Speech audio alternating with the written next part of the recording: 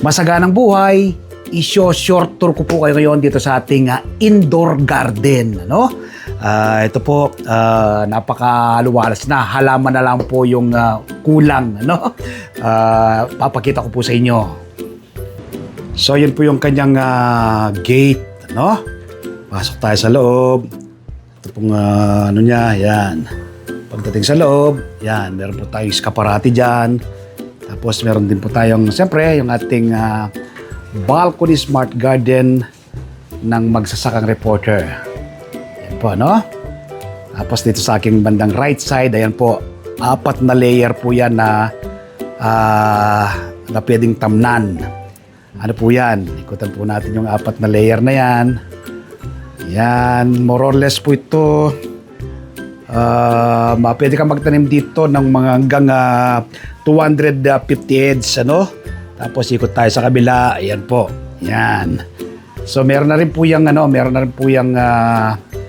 ilaw, yan, no? May ilaw na rin po siya, no? Dahil indoor garden, grow lights po yung magpapaandar sa kanilang o magpapalaki sa ating mga halaman. So yan po yung kanyang itsura.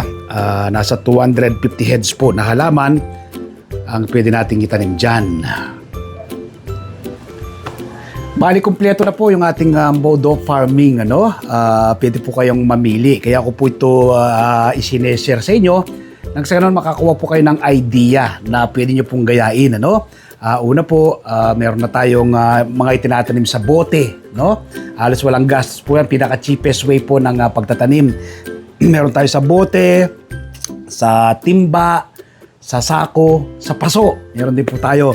Meron tayong direkta sa lupa, mga plat naman po. Una ko na rin pong ipinakita sa inyo. Siyempre, meron po tayong hydroponics. No?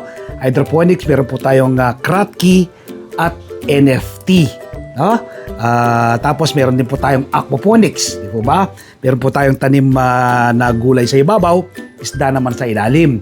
Tapos ito po, indoor garden naman. So, bigyan nyo nga po ako ng idea, no? Kung ano pong magandang itanim dito sa ating indoor garden.